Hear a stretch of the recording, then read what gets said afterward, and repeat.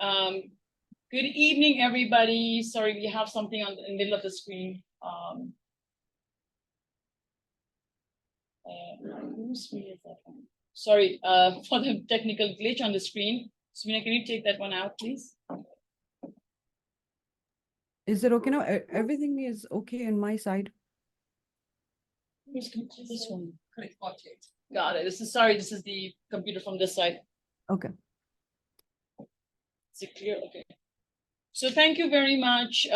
Hello to everybody online who are joining us during this UNEA6 that is taking place, and around the margins of the UNEA, we have organized this side event on inclusive pathways, advancing gender and indigenous perspectives in multilateral environmental cooperation for sustainable future for all.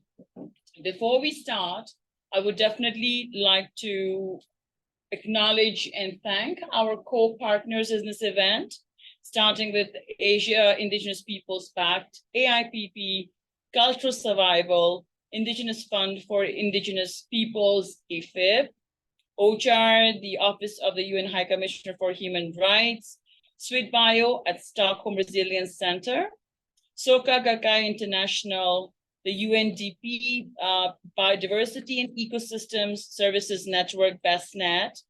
We have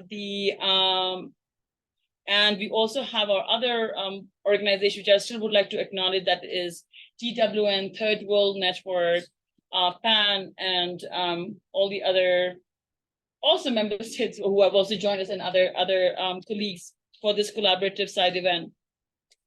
So today's side event is this UNEA focuses on the critical role of human rights-based approach, gender perspectives, and the work with indigenous peoples and local communities in environmental efforts and undefined pathways for synergies among the Rio Conventions and the MEAs for an inclusive and just future for all. And this also comes very timely, that because as we are here at the UNEA6, cooperation and synergies is one of the resolutions that have been discussed. So this comes also very timely. And we're also hoping that this side event also responds to the high-level section that will be taking place tomorrow and day after on exactly the same thing. We all are talking about synergies. So having further, not taking much time, I would like to take the opportunity to introduce our speakers, panel speakers. So, so for our panel speakers, we have a warm welcome to Olivier from the who is the Senior Program Management Officer and Head of Peoples and Biodiversity Unit from the CBD. The CBD is a Convention on Biological Diversity Secretariat based in Montreal. I will also give a short introduction so that my colleague will be putting the full bios of all the speakers on the chat. So you're most welcome to go through their detailed bio. The next, I'm also very much would like to welcome Ms. Maya Bachi, who is the Stockholm Convention co-president and executive director of the Chemicals Division of Environment and Climate Change, Canada. Next of our panel speakers is Benjamin, who is the Human Rights Officer and Environment Team Leader at the Office of the United Nations Human Rights Commission for Human Rights, the OHCHR. And we have Sarojini V. Rengam, who's Executive Director from the Pesticide Action Network Asia and the Pacific, PANAP. And we also have it as John Samurai, who is a Program Officer of the Ogiak Peoples Development Program and is also a member of the Kenya National Trilogue. And another aspiring young woman is Myrna, who is here as a researcher from representing the Third World Network. And we have Sharika Balansingh, who has been the coordinator for the Poison Information, the Caribbean Poison Information Network, International Pollutants Elimination Network, IPEN. So thank you so much for joining in. And I also want to acknowledge our, who will be doing our filing up all our key messages together, Puri from SwedBio. So having said that, I would like to give the floor to Olivier to set the stage for our session today. Thank you so much. Yes, thank you very much, Tina. Good evening to everybody. It's a pleasure for me to be here on behalf of the CBD Secretariat. We take this side event to be a very important one in the context of discussions that are ongoing during the UNEA, but also it fits into broader implementation priorities that we have to do. So it is our pleasure to be here to open the side event. Louder. Okay. Yes, so I'll try to be louder. So it's our pleasure to be here to open this side event. Apologies in advance, I will have to leave after the opening because of obviously conflicting commitment this evening, as you all know. But we wanted to be here to sort of say a few words about how this side event is important for the broader discussion that we're having around the Human Montreal Global Biodiversity Framework. As you know, the framework is a framework that is designed to tackle biodiversity loss, and it promotes sustainable use and ensures equitable sharing of benefits from the use of genetic resources worldwide. At its core, the framework underscores the importance of a human rights-based approach in its implementation, and it highlights the right to clean, healthy, and sustainable environment. It does acknowledge the rights to a clean, healthy, and sustainable environment, but also it calls for the respect of the rights of indigenous people and local communities, including their right to participate in decision-making processes and their right to maintain their traditional knowledge.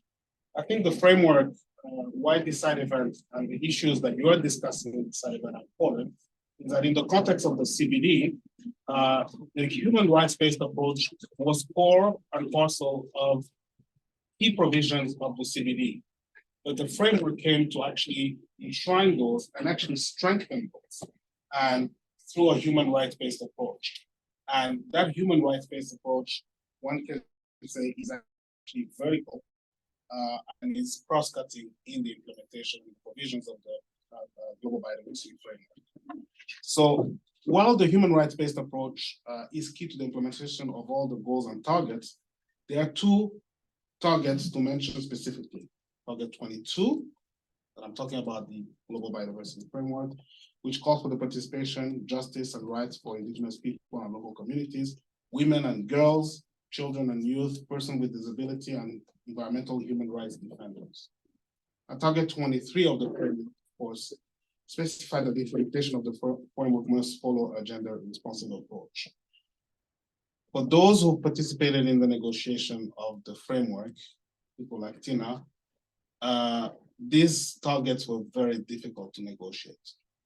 When these targets, the language on these targets were introduced, there was some backlash as regards to the wording. And in the end, I think what the framework has actually come up with is quite strong and has specific obligations to parties. So the framework provides a strong foundation for championing collective action towards promoting the rights of all, the recognition of their contribution and efforts in regards to the objective of the three objectives of the convention. And I think that's something that's a milestone in the framework. So what does it mean for us as Secretariat of the CBD? It means that we must really now broaden our perspective. The framework has given the CBD, in terms of its implementation as a framework convention, another tool to actually not only implement the environmental aspect and the biodiversity related aspect of the framework, but also to collaborate with others who are dealing with more human rights-based instruments. And that's why colleagues like Ben were in discussions and others, and the framework has actually enshrined that the need for that collaboration. So I'm very, very pleased to be here for the opening of this framework. I'd like to just end by highlighting just a few sort of events that will be taking place. As you know, we're in preparation for the COP16, which will happen in Colombia as announced. But before Colombia, we have a few events that I think I should just highlight. First one is we have SBSTA and SBI coming up in May here in Nairobi, which will actually sort of deal with issues related to the indigenous people and local communities, since there will be, SBI will be sort of not reviewing, but will sort of be tasked with sort of being informed about the outcomes of the last meeting of the working group on Article 8J. And the last meeting of the working group on Article 8J has, I think, two fundamental things that speak to what you'll be discussing today.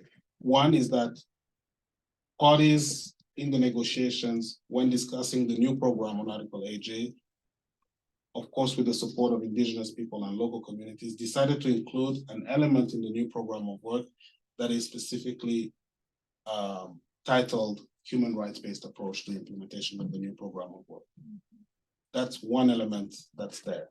The second element that's there is, of course, the gender-related element that was put into the new program of work. So that's the first entry point. Now we have the gender plan of action at the CBD, which also is an ambitious gender plan of action, which also calls for human rights-based implementation as regards to gender-specific related issues. So those entry points will have to sort of come out together at COP.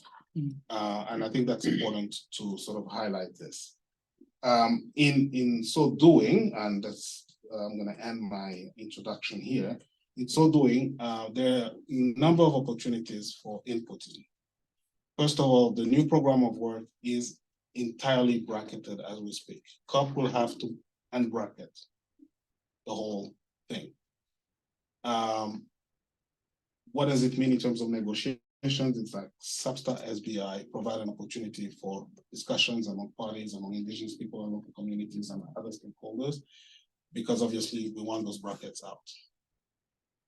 And I think there is a very much an appetite from many parties and many representative indigenous and people and local communities to actually have at least the human rights-based approach not be as controversial, because there was no opposition to that being included in the framework as such. So I think this is something that you have to keep in mind as we move forward. So, so on behalf of David Cooper, our acting executive secretary, I thank you again for the opportunity to be here for the opening, and I look forward to the outcomes of these deliberations. And I hope, Tina, message to you that you can feed this back into SBSTA, SBI, and COP. Thank you very much.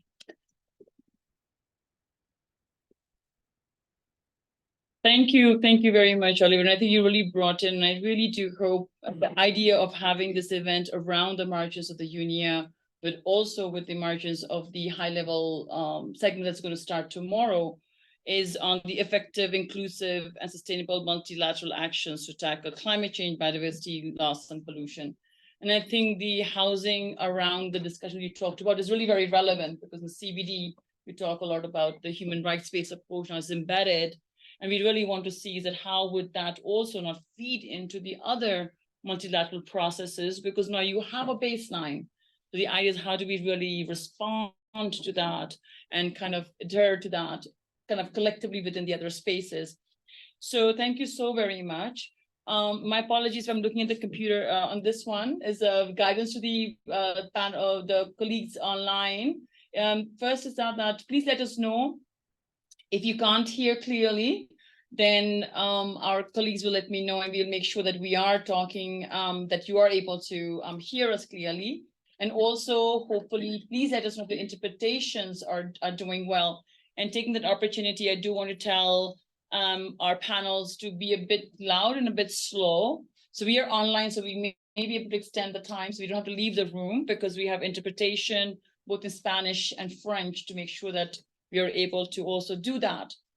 And I think if you want to stay a little bit longer, this is fun, will be great. I think, like I said, the idea of also responding to this was now on our next panel is Maya. As I also introduced, I think I would need to do a little bit more introduction, is looking at these linkages, right? So, and I think for colleagues who are also online, is that Ms. Maya is Executive Director of the Chemicals Management Division at Environment and Climate Change Canada. And she's also now the new Stockholm Convention COP President, and will be also chairing the COP 12, if I'm not mistaken, COP 12, right? And I think this is the part of how do we really bring within the scope of the CBD of these discussions, and they do respond. And I think that's where the KMGBF Target 7 is very much relevant, and how do we really look at those synergies. So I think for Ms. Maya, I wanted to also ask you is the multilateral efforts to address the environment crisis of climate change, biodiversity loss, and pollution and waste are deeply interconnected, but also highly fragmented.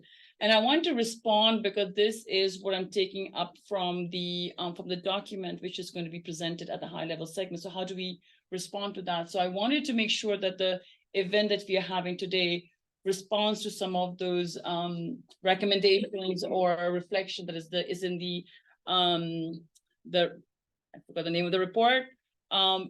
It's under agenda item, I think 9 on UNEP EA6/2. Having said that, I do know, Ms. Maya, do you want to take, the floor is yours to let us know how we can help you connect with the presentation. Want me to start the presentation? Yes. All right. Sumina, sorry, if you can share the presentation, please. Thank you, Olivia. One more. Thank you for being here. We'll let you know what happened. Maybe apologies for me. Sumina, could you share the slide, please? Slide Yes, share. I'm on it.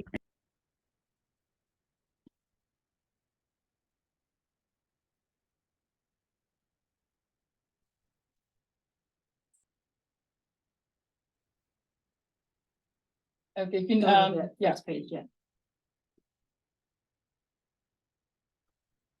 First page speech, sorry, Sumina, That's the last. That's the last page, yeah.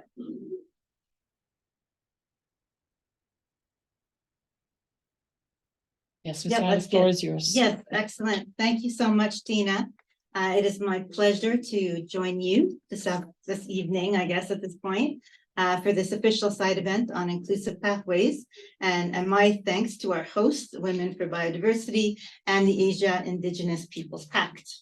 As we navigate the challenges of environmental governance, it is imperative to recognize that sustainable solutions can only be achieved by embracing diversity and ensuring that all voices are heard. So I'm going to take some time to introduce the importance of integrating a gender perspective in the sound management of chemicals and waste. Exposure. Next slide. That's okay, sure. So exposure to industrial chemicals, heavy metals, pesticides, and other pollutants causes various health issues and risks to life, from cardiovascular disease and respiratory illnesses. You can actually back up. I'm actually still on the very first page. I'll tell you when you can advance the slide. So you can actually go right to the beginning, and I'll tell you when to go to. Yeah, just stay there, and I'll let you know when to advance. Thank you so much. Yes, okay, so industrial chemicals, various health issues. We have cardiovascular disease, respiratory illnesses, the cancer, reproductive harm. In particular, certain types of chemicals, such as persistent organic pollutants, otherwise known as POPs, can build up to dangerous levels, causing adverse reproductive, developmental, biological, hormonal, and carcinogenic effects, with varied impacts on different genders and vulnerable groups. Within the Basel, Rotterdam, and Stockholm Conventions, or the chemical and waste MEAs, we know that the pollution crisis with regards to waste and chemicals has, due to a combination of socioeconomic and cultural and physiological factors, a disproportionate impact on women and girls. For this reason, gender mainstreaming is integral to the work of the conventions, ensuring that women and men's different concerns and interests are factored into the planning and the implementation, the monitoring and evaluation stages of policies and programs and projects developed or conducted under the conventions. Next page, please. So why is gender important to global chemicals and waste agenda? Chemicals bring a number of benefits to modern society. They often go unnoticed. We take them for granted in our daily lives. But despite, really important economic and social health benefits, chemicals are very harmful if they are not properly managed. And we know that due to a combination of socioeconomic and cultural and physiological factors, pollution caused by hazardous chemicals and waste has disproportionate and distinct impacts on women and girls. Lower access to education plays a role. In farming, more than 40% of agricultural work in developing countries is done by women and girls, while women are twice as likely to be illiterate than men.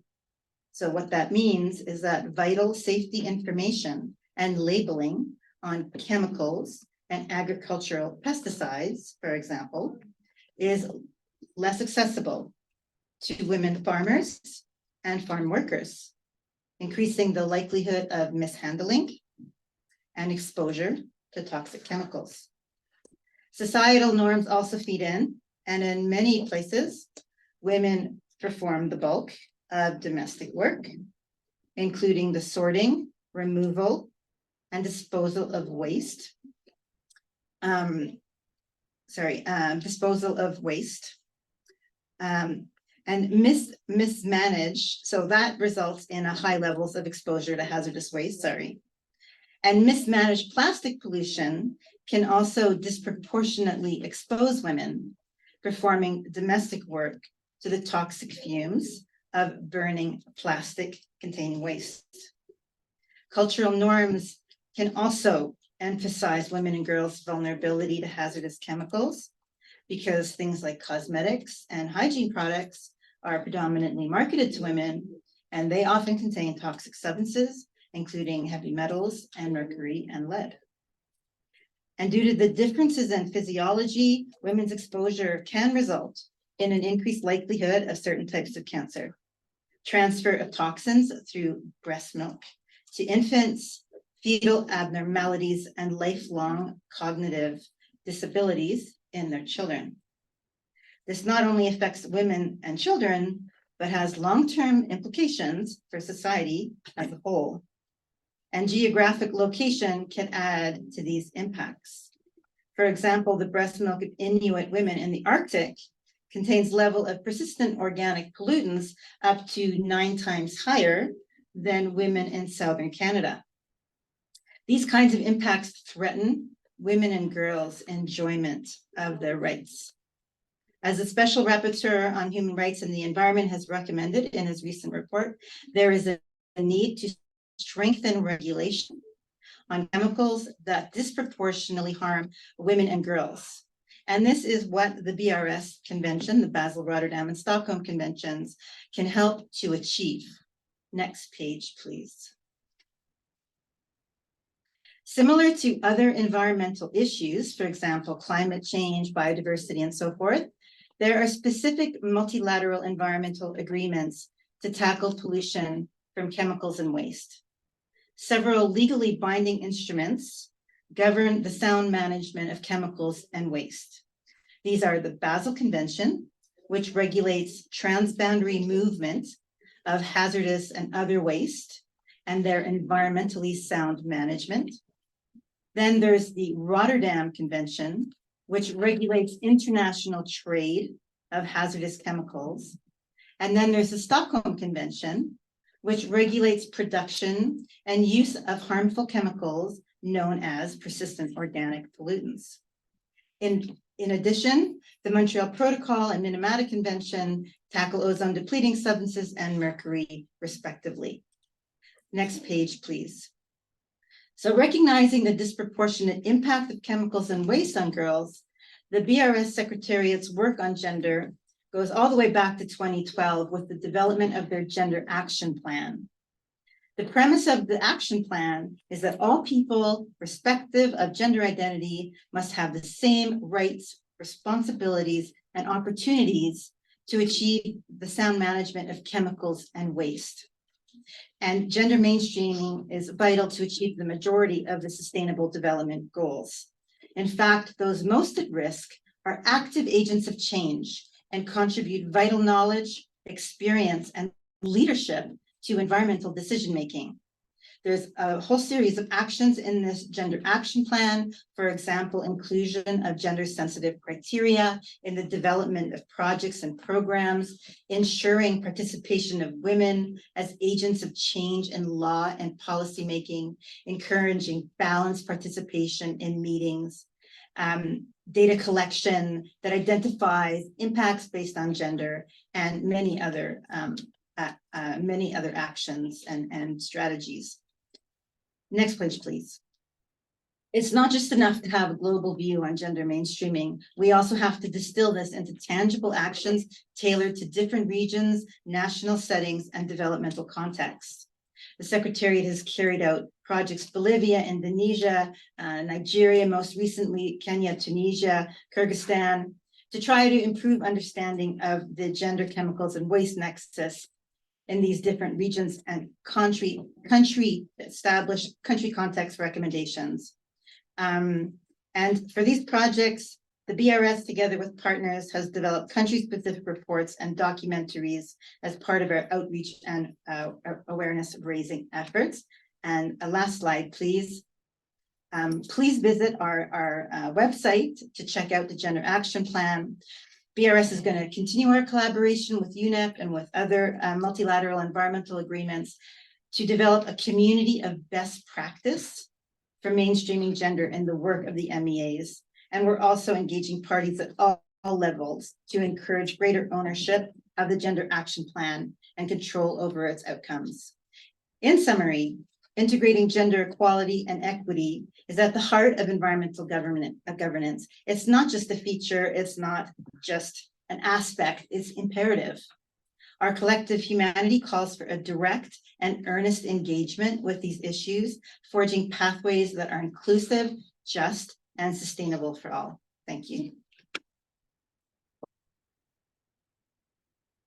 Thank you so much, Ms. Maya. And I think this is really very important to also have this discussion, because sometimes we really also forget to make these linkages that there are gender work being undertaken by other spaces too, and how do we really also link it up?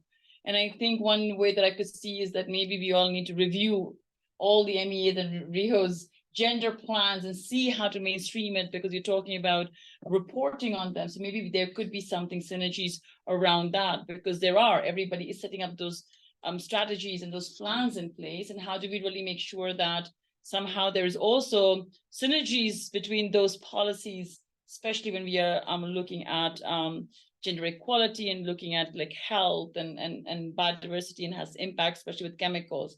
So thank you so very much for that. Now, on a broader scale, I'll turn out to Ben. Again, in the report of what's being discussed out here, and as we saw, there's a lot of looking at synergies. In the report is also a lot of reference being made that the right to a healthy environment is a crucial aspect of multilateral environmental cooperation for a sustainable future. So this is from the report that is being presented at the UNEA.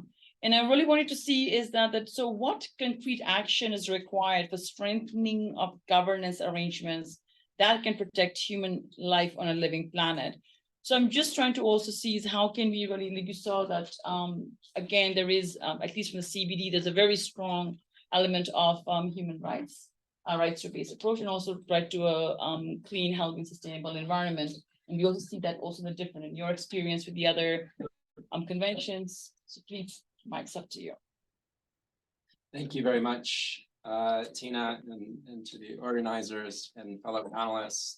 I always like to start with the basics, and that's often just by articulating the elements of the right to a clean, healthy, and sustainable environment. And I want to make sure those are are out there and in your minds when you're thinking about their relevance across all of the different multilateral environmental agreements.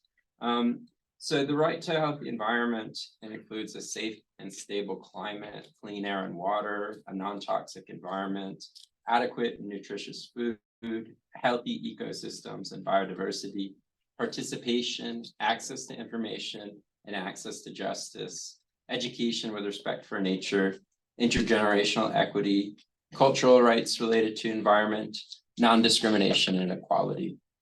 So here in particular, we're thinking about and talking about in this panel, gender equality and the rights of Indigenous peoples. And as a starting point, gender equality is a human right. So when we're talking about rights-based approaches and the right to a healthy environment and non-discrimination and equality, that needs to be part of the equation. When you look at the multilateral environmental agreements, and we just heard from the colleagues, or we just heard from the incoming president of the Stockholm Convention about elements of gender equality and gender action plans in Basel, Rotterdam, and Stockholm. But in fact, the major multilateral environmental agreements have gender programs of action or gender action plans across the board. And that's a really critical element. And many of them also have specific provisions related to the rights of Indigenous peoples. Many of them have specific references to human rights and the right to a healthy environment. And this gives us a cross-cutting element going across the conventions to discuss and to think about and reflect on. Why is it that human rights are becoming such an important part of this discourse? Well, first of all, they should be. They're universal, inalienable, indivisible, and interdependent. All states have obligations which are legally binding to respect, protect, and fulfill human rights. And we know that environmental degradation, the multiple planetary crises of climate change, pollution, biodiversity loss, desertification, we could go on, is one of, if not the most catastrophic violator of human rights that there is. And so we're not talking about violations of rights in the future or potential future risks. We're talking about massive human rights impacts that are happening now and on a continuing basis because of environmental degradation. And these are impacts that are predictable. We know that they're going to come. We know that when we emit more greenhouse gas emissions, more people are going to be displaced, more people are going to go hungry, more people are going to die, more people are going to get malaria. And we're not doing anything to stop it, right? That's not the reason human rights are so important in this discussion, because human rights offer a framework for accountability, for potential litigation, for enforcement of obligations and commitments made both in the context of multilateral environmental agreements, but also under international human rights law. So a really critical aspect and why we are talking about the right to a clean, healthy, and sustainable environment in this context is accountability. The need for those responsible for perpetuating human rights harms to be accountable, and the need for those who experience those harms to have access to remedy and access to justice. And all people have a right to access to justice and access to remedy. Rio Principle 10 addresses this specifically in the context of environmental matters, right? The right to participation, access to information, and access to justice. There are two treaties which I think there's an interesting discussion about whether they're multilateral environmental agreements or human rights treaties, by the Aarhus Convention and the Escazú Agreement, which deal precisely with participation, access to information, access to justice. And we know, that framing doesn't really matter because the right to a healthy environment, which has been recognized by the General Assembly, by the Human Rights Council, brings it all together under one common framework, right? It brings key elements of international environmental law and international human rights law together. So to strengthen the government's framework, one of the things that OHCHR is working on is the normative advancement of the right to a clean, healthy, and sustainable environment. What does that mean? It means integrating rights in outcomes and the right to a healthy environment in outcomes of multilateral environmental agreements. So for the first time, UNFCCC COP27 included the right to a healthy environment and its outcome. Shortly after that, CBD COP15 included the right to a healthy environment and its outcome. After that, or before timing, the global framework on chemicals included the right to a clean, healthy, sustainable environment. This is part of the normative advancement. Ratification, entry into force of the Escazú Agreement, which I mentioned earlier, is part of it. Discussions right now and requests for advisory opinions of the Inter-American Court of Justice on climate change and the International Court of Justice and the Inter-American Court of Human Rights. I've combined the two courts by accident. Are both considering requests for advisory opinions related to the human rights impacts of climate change. So that's all part of the puzzle when it comes to normative advancement. And I suspect I'm well over time and would continue indefinitely if I don't stop myself. So the last thing last couple of things I want to say. Another really critical added value is that the framework applies to businesses too, right? The right to a healthy environment applies and connotes responsibilities for businesses too. It has specific implications for people in vulnerable situations, and it requires, in fact, a human rights-based approach requires that their needs and demands be prioritized, and that they be given opportunities to participate and engage in these processes. And that when they exercise their rights, they aren't subject to persecution, harassment, or killing. And unfortunately, it's the case that far too many environmental human rights defenders are subject to all of these things when they exercise their rights. And you know, that's another key area of work for us and for our office. So the very last thing, UNEA6, it's another space where we can advance the right to a clean, healthy, and sustainable environment. That's why OHCHR is here. There are a number of resolutions being discussed on a number of critical issues. Several of them do mention or reference human rights and the right to a healthy environment.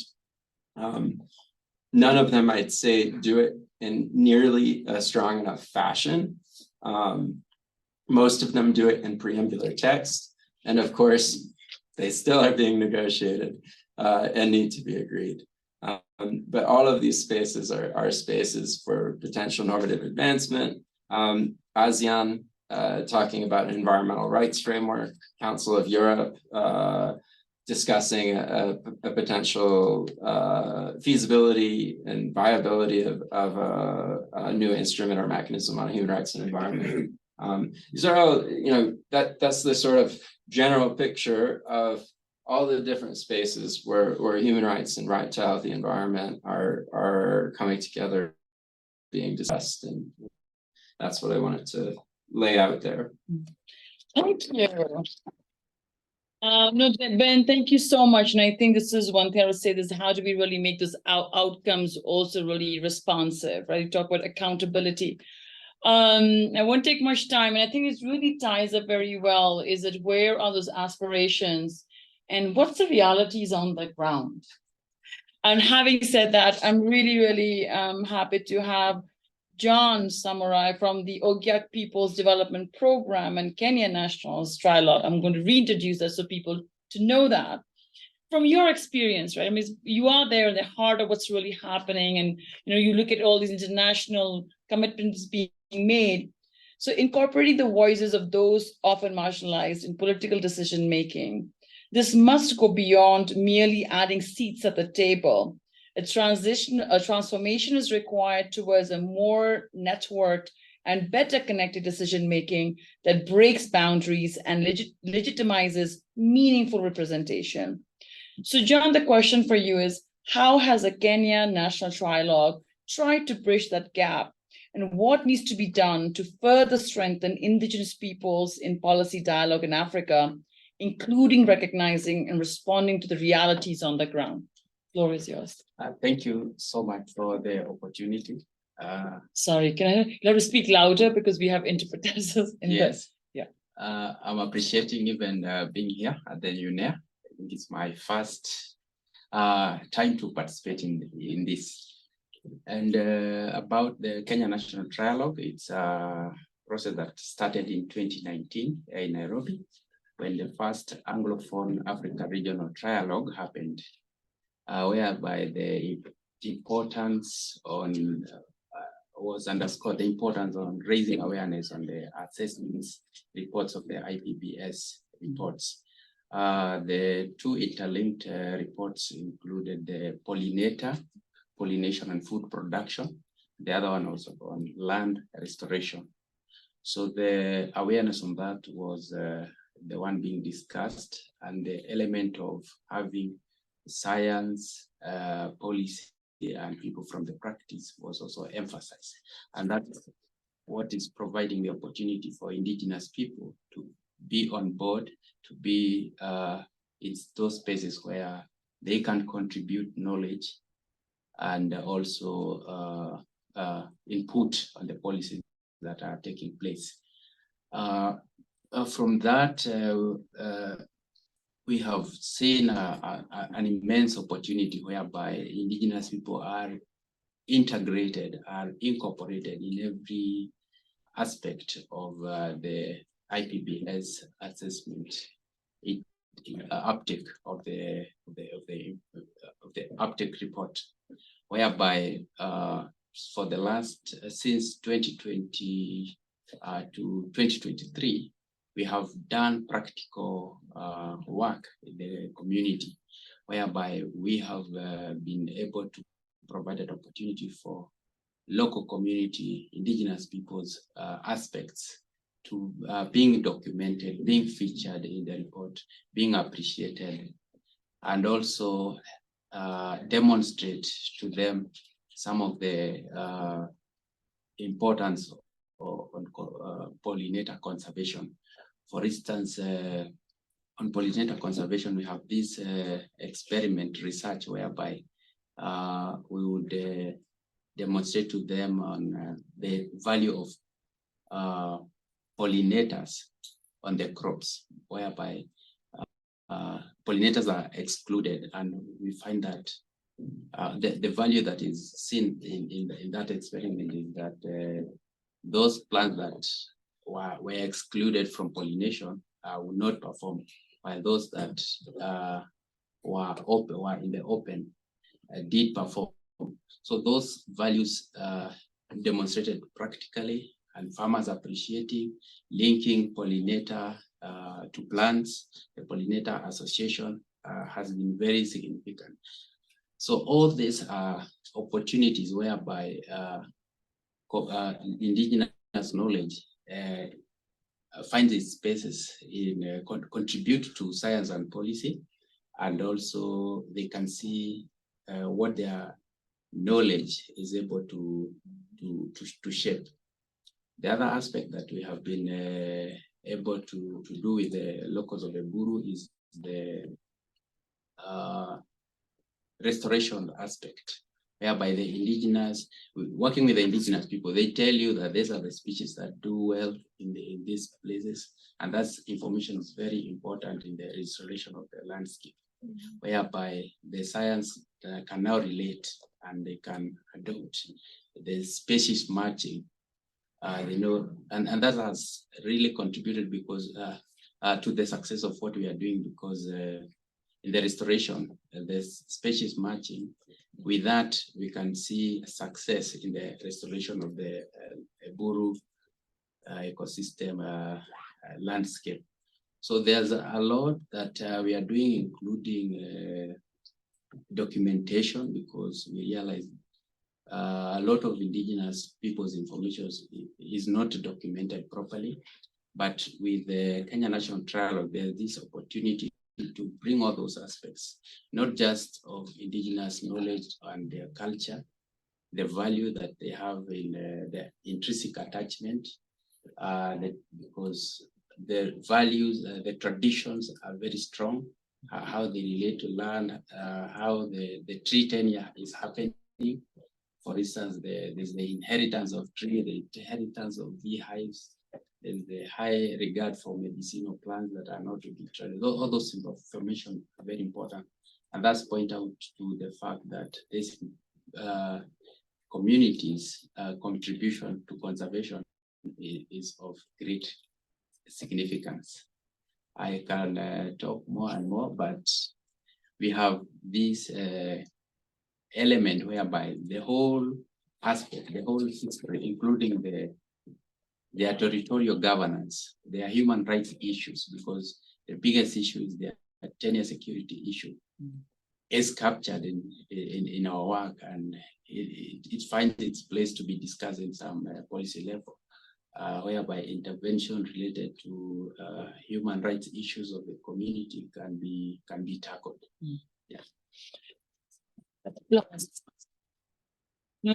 Thank you very much, John. And I think this kind of tying up, I think we come from a very different perspective, but there is this thread that I see weaving around, like, from human rights and looking at about, of course, recognizing the rights and the roles that Indigenous peoples are already doing and contributing, and how that knowledge can also be part of the decision making and acknowledged, not only acknowledged but recognized.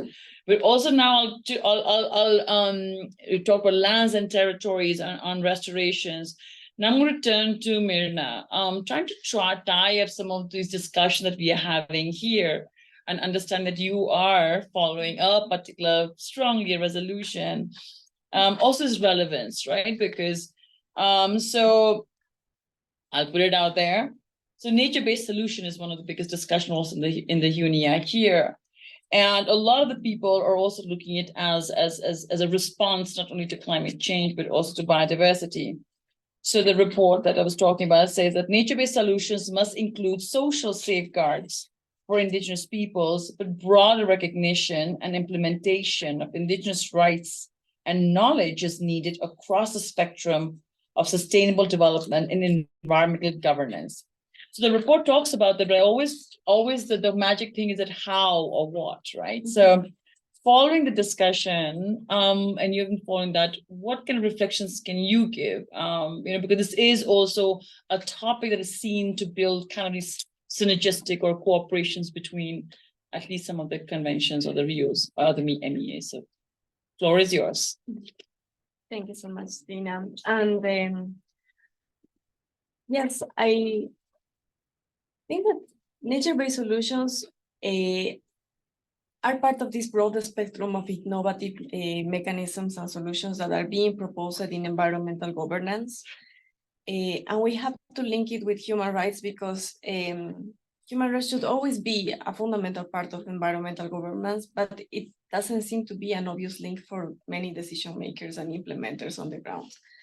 And we have seen this many times, that the focus of the implementation is the ultimate goal, and they don't see anywhere else, right? So an obvious example is the implementation of carbon related projects, carbon offsetting, carbon credits. The only focus is carbon. We need to sequester carbon. We need to get the carbon back into the land or into the trees. And then we don't see anything else that is not carbon. And then we had, for example, RED projects that gave RED funding to golf camps just because it had a specific kind of grass that was highly efficient in sequestering carbon.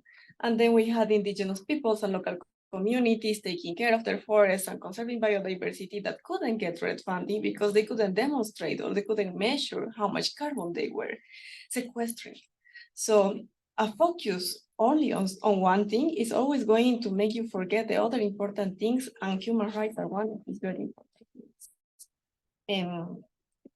Now we have course, then we had the carbon, there were the Cancun safeguards that were established specifically for RED+, and they were very interesting. They had human rights, traditional knowledge, full and effective participation of indigenous peoples and local communities, but we don't really know how much impact the Cancun safeguards had, because in the end, it's governments that report to the UNFCCC on how they are implementing the safeguards. And then we have the same problem that we always have with self-reporting and self-monitoring. We are never sure on how these things are working, because we know that many of our governments, sadly, will always say that things are going very well, you know, and in the end, it's not really true. So it is for us very important to make sure that in all the new mechanisms that are going to be implemented or are being implemented already, like nature-based solutions, that we have a strong participation, full and effective participation of the actors that are on the ground, like indigenous peoples, local communities, women, youth, because they are the ones that know what, why the things are not working on the ground and how they should be improved to really work and be effective. So we have all these new mechanisms. We have nature-based solutions, we have carbon offsets, we have biodiversity offsets and credits that are many times portrayed as the innovative solutions, but we don't see these safeguards being in place, and they are already being implemented. For nature-based solutions, we have already a lot of funding that has been already put into the implementation of nature-based solutions. We have companies that have implemented their nature-based solutions plans without taking any of these things into account. The flagship example was the Shell program of nature-based solutions that was just planting trees.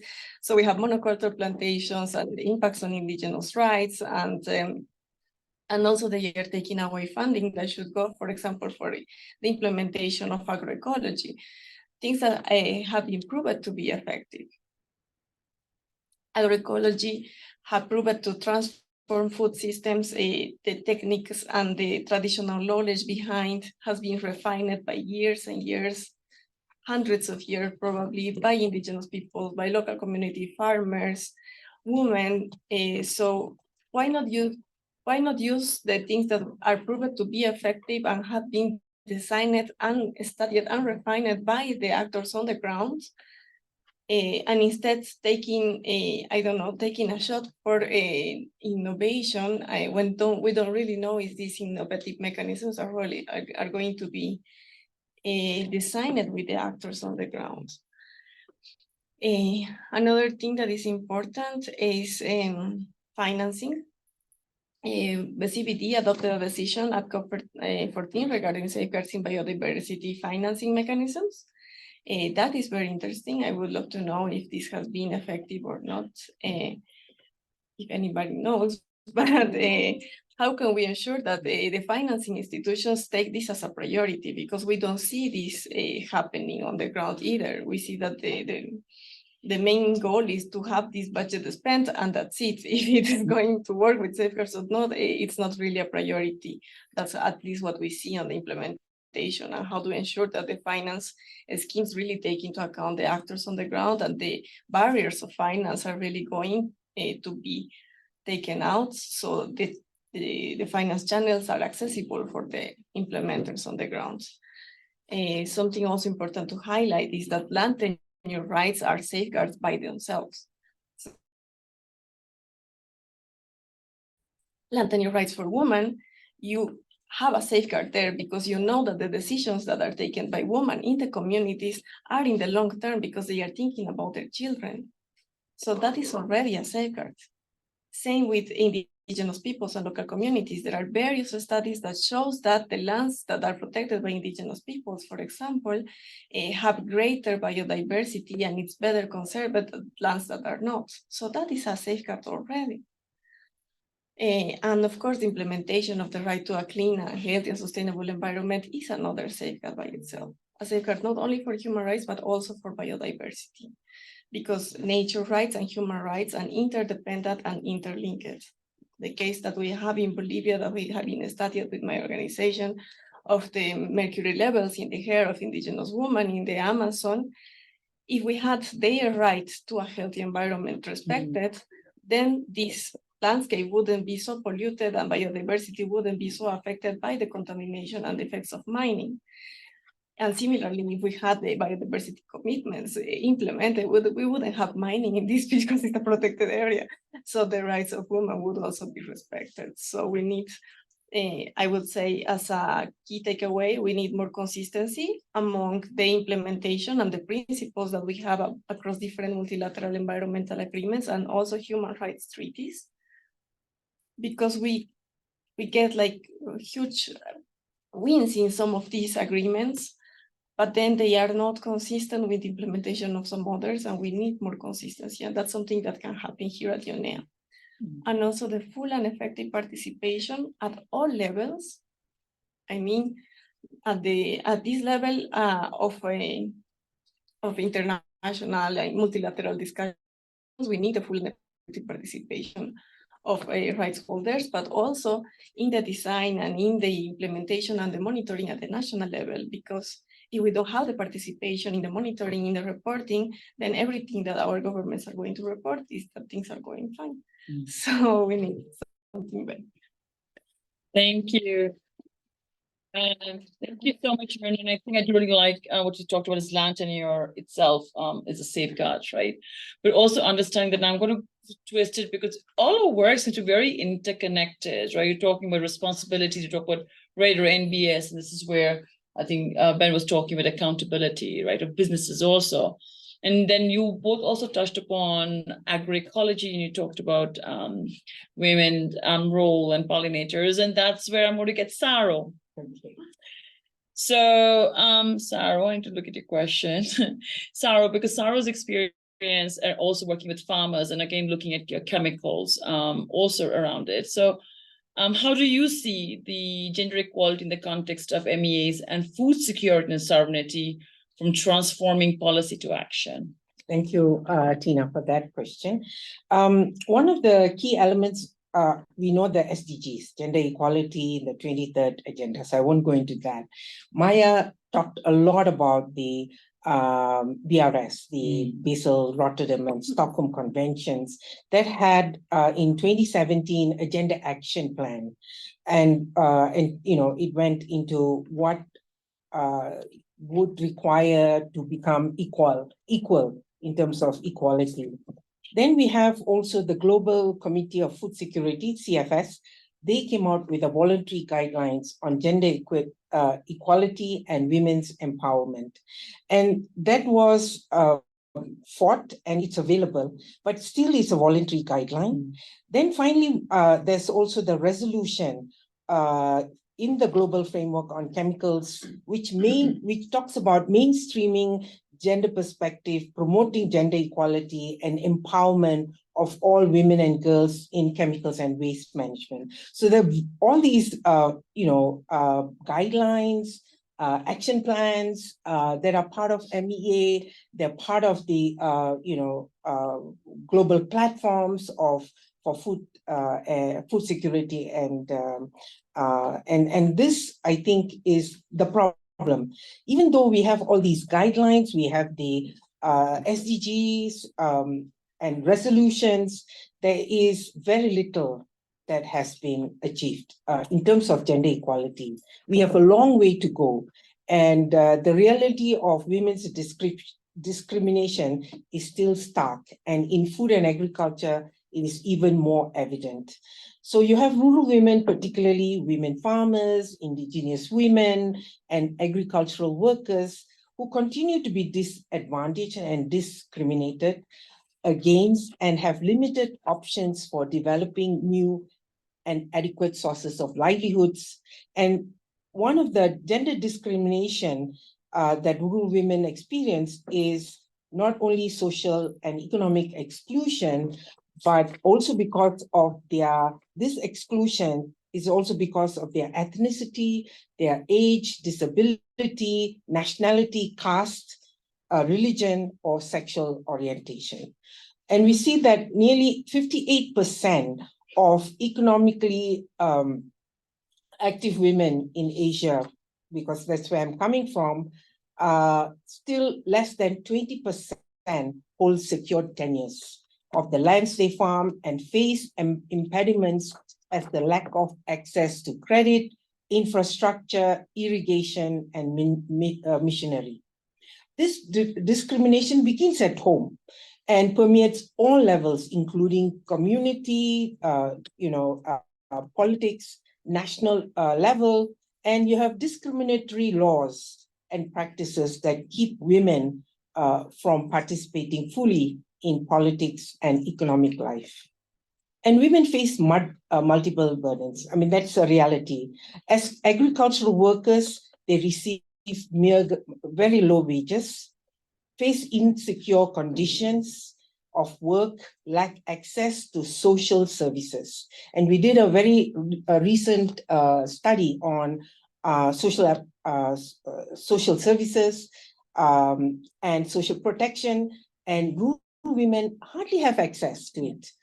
They don't know about it, they don't have access, and it was a real problem during the pandemic time. So you have this situation.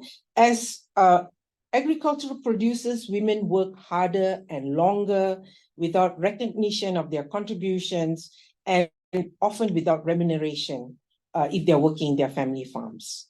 Women also have the bulk of responsibility, including most of the housework, time spent getting water and fuel, food preparation, taking care of women, the elderly, and the sick. And this became even more prominent during the pandemic, when there was so much of violence because men in the homes were not going to work.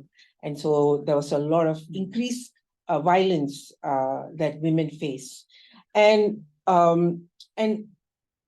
you also find that there is out-migration because the rural areas do not support livelihoods. So there's a migration of not just women, but also men and young people. And when men and young people leave, it's the burden falls on women who provide the main labor for the farms as wage workers and as farmers. Most of what I'm saying is nothing new, but it was emphasized and it was reported by the recent report from FAO on the status of women in agri-food systems. It's crazy that after 30 years, maybe there's some changes. You can feel that there are some changes, but in the rural areas, nothing much has changed. So that, I think, is one of the key elements that with all these resolutions and policies, we are seeing that how do we now change policy to action? And what I think is important as farmers and workers, women also have tremendous knowledge, and I think it's indigenous knowledge, but also local knowledge and skills in agriculture and agroecology, including increasing biodiversity, building soils, and creating new relationships with consumers. And these are well documented. It is evident that women with improved knowledge, skills, and capacity can assert their rights for equality. This means empowered women have improved capacity and leadership roles to advocate and assert their equal rights to develop their full potential and be free from violence and discrimination. And this is happening in countries like Malaysia, where I come from. 71 billion ringgit is now being used to import food. It's crazy. We can actually produce most of the food in the country, but we are now importing these foods, and it's crazy. But so therefore, we need rural women to be empowered and to develop their full potential and be free from violence and discrimination. And they can be strong advocates, agroecology advocates, providing the best option for more sustainable agriculture. Thank you, Saro. I think it's really very important to also get these diverse, like I said, diverse voices, and also looking at what the roles of indigenous peoples, but also looking at farmer women. Yeah, it's incredible how these are similar problems all over these landscapes. So thank you so much for sharing that. Now, going from Southeast Asia, very big continent, another amazing colleague here, Sharika from Jamaica. And also understanding that you also done some elements of biodiversity, but also chemicals and doing your own research so much. And I think that's why I tell people, it's not that research is not there. The aspirations are there. How do you really operationalize that? So please do share your perspective on this issue.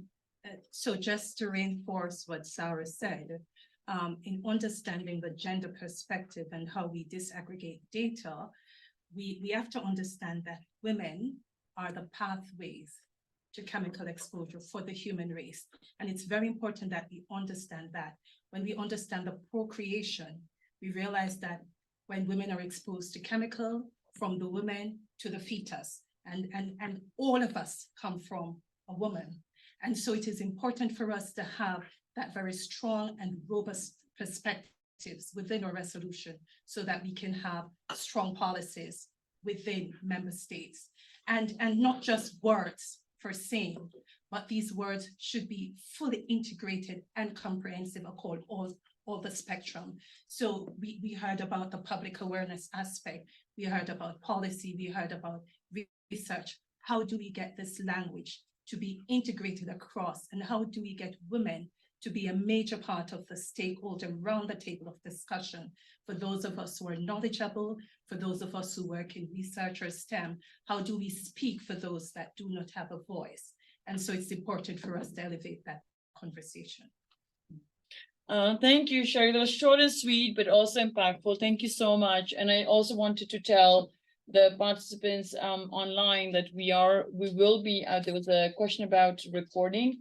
We will be putting all these recordings both in,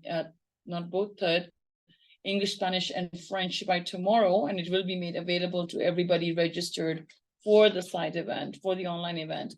Not having taken much floor, I would also like to ask now Puri, because Puri has an important job, is to kind of reflect some of those key messages. And we really do hope that these messages we are able to bring about and share among our colleagues, constituencies, member states here at the UNEA. There's some of these words that we have kind of discussed in an hour and a half here. How do we really make those things also take some key takeaways for the discussions and beyond, here and beyond? Puri. Okay, thank you very much, Tina. First of all, I would like to thank all the distinguished members of the panels for the very powerful message that you share with all of us. And I think here in the at the table, we share very much that the planetary crisis, the multiple planetary crisis that we're facing right now is, and I'm using Ben's words here, that is actually the biggest violator of human rights. And then I think we all also, it seems like we're all in agreement that human rights must be in, or human rights perspective must be integrated in all MEAs, but also that it has actually proven to be the most, or often to be a strategic entry points to address the issues that we're facing right now. And I mean, we heard a lot about the disproportionate impact that women and girls are facing, the discrimination, the disadvantage, but at the same time, also it's really important to recognize how we are based, that women are agents of change, but then this is also applies the same for Indigenous peoples and local knowledge. And I think we also talk a lot about participations, and I find this very, very important. It seems to be very basic, but then again, also Tina, you said that it's not about adding seats at the table, but then how basically this can be, the engagement can be full and meaningful. And I think this is a message that we need to communicate over and over and over again, that even sometimes the human rights-based approach, like we know the principles of human rights-based approach, and of course the first one is participation, but then we're talking about participations, many still think, yeah, it's about inviting them to come to the room, but how can basically policies be meaningful if the participants are not engaging in a full and effective manners. And in that case also meaning their knowledge must be recognized, their experience must be recognized, their different views must be recognized, and that basically they are able to express their proposals also based on these knowledge, views, and experience. And I'm very happy also to hear the stories from you, John, about the trialogue approach and like how Indigenous peoples and local community can contribute to policies and science. There are actually different methodologies to also mobilize knowledge in order to be able to sit together all of these different actors, and that basically all knowledge systems are equal. Let me check my notes quickly. If there's anything that I forgot. Oh yeah, and then another thing that I'd like to end this, to end my conclusion, there actually another thing that I would like to highlight that I think it was also brought up at the very beginning, but I think it's also very important, and you all mentioned that, the importance of basically like seeing the different issues like in holistic manners, because biodiversity, climate, but there are also chemical pollutions, waste, and so on.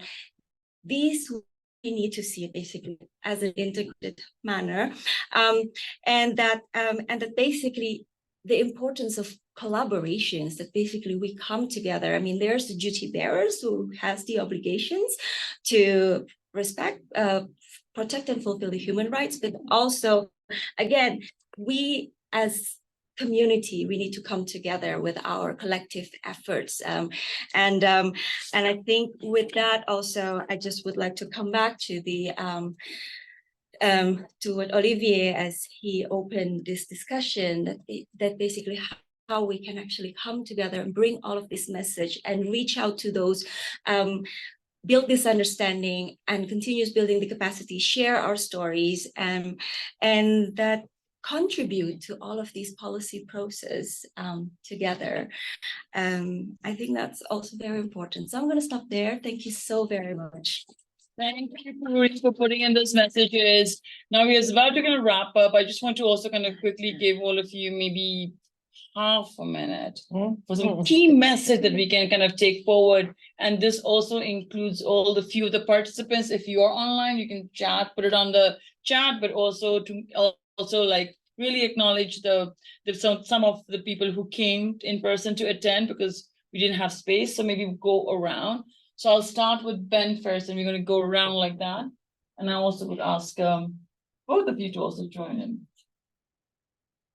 Thank you. I guess just to say that the right to a healthy environment is a tool for empowering people to engage in these processes, for ensuring accountability.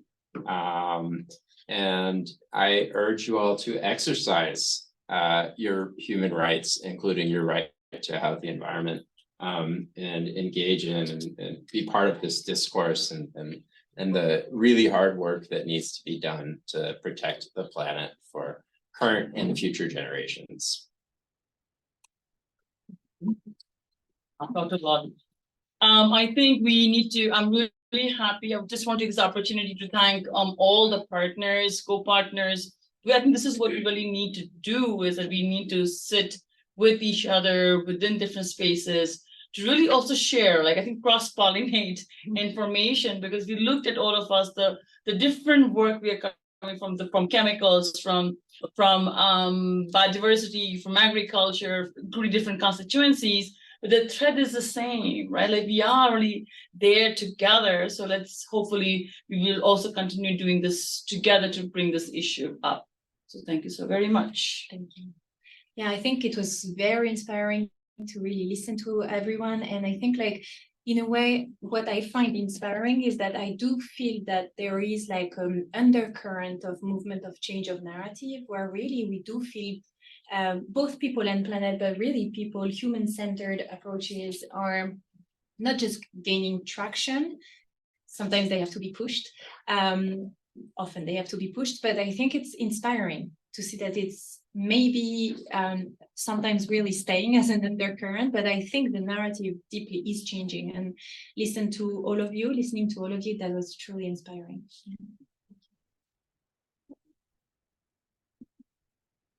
Yeah, thank you so much. My name is Irene, and to me, all these years, I realized like we have common issues that we all share in all these agreements.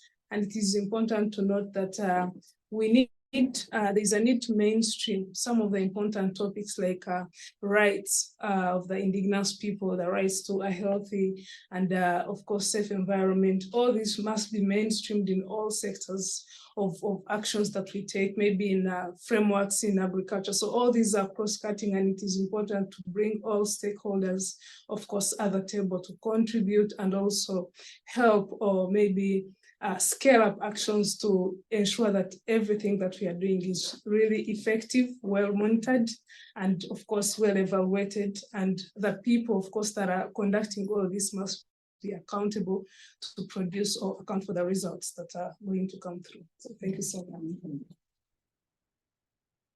Yeah, so my main message would be for us to understand that we don't need to minimize the issue. The issues, they are deleterious to all of us, both to health and the environment. We should not allow for them to be minimized. We should not allow for them to be seen as something else, but we should strengthen the conversations. We should not work in silos, and we should ensure, especially for the chemical and waste discussion, that it is recognized as something important, it is recognized as something urgent, and it is recognized as something that should be acted on now. So thank you so much. Just introduce your name so we all know everywhere. Yeah, my name is Esther. I'm from the Kenyan Youth for Diversity Network. Thank you so much for the dialogue. It has been eye-opening, and sometimes I feel like these are the things that keep us more alive, because sometimes you feel when you look at all these issues from an individual perspective, it becomes a bit overwhelming. But coming together here helps us to, like how you say, to cross-pollinate ideas and then look at these issues from an angle of providing solutions, not just as the victims of circumstances of the triple planetary crisis. And so I envision this as a way of ensuring that we can identify the gaps that are existing, because we have talked about nature so much, and from the various interactions that we have had here, I feel like nature could provide those solutions that we are seeking for, but it cannot do that until we treat it the right way. We need to stop treating nature as a commodity, as a pathway to move waste from one place to another, but treat it as that intrinsic part that we are part of, to ensure that when we are implementing all these various solutions, me and I talked about nature-based solutions, and ensuring that we can integrate rights and the considerations and also the contributions of various groups like indigenous people, local communities, and various other groups that we have been working on the ground to ensure that we foster inclusive action. So thank you so much. And my name is Mariela Noto, and I'm Academy Director of Zero Discharge of Hazardous Chemicals Foundation, so coming from the chemical angle.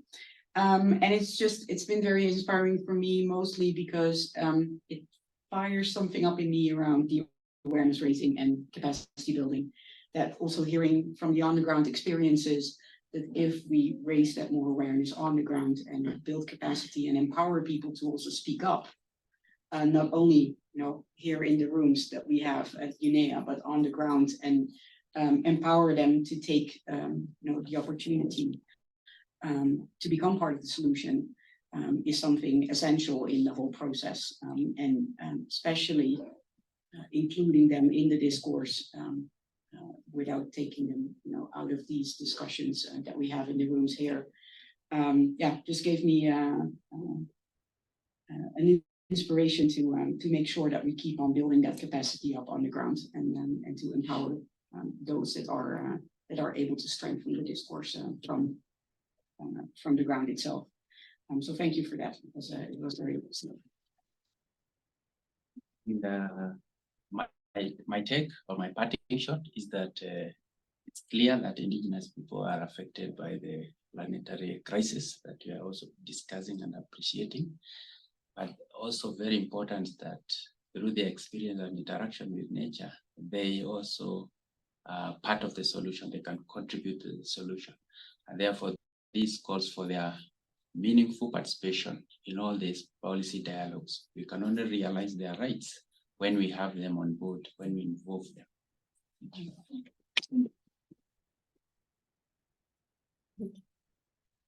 I think a final message for me would be that full and effective participation means participation at all the levels of decision-making and implementation of policies.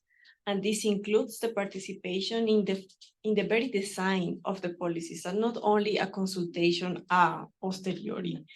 And many of these discussions in UNEA are not going to end up here. The mandate of many resolutions it appears that it's going to be to create an experts group or workshops of experts and things like that. And we need to remind everybody that the real experts are the ones that are working on the ground, are indigenous peoples, local communities, women, farmers, youth. They are the ones who know the real solutions and the real failures as well. So they have to be involved at this level of experts and not as stakeholders to be consulted afterwards. Although I said nothing much has changed, I'm hopeful because I feel that all these resolutions, the voluntary guidelines, the action plans for gender mainstreaming is because we, pushed it as a community, as a group, CSOs, women's groups, we pushed very hard and we've got those resolutions. My basic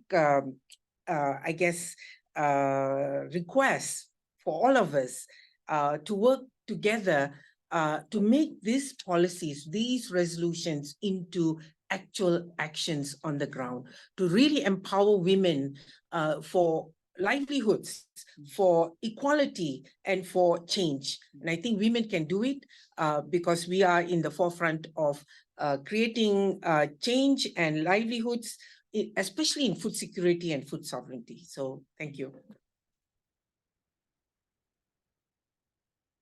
Okay, thank you so much.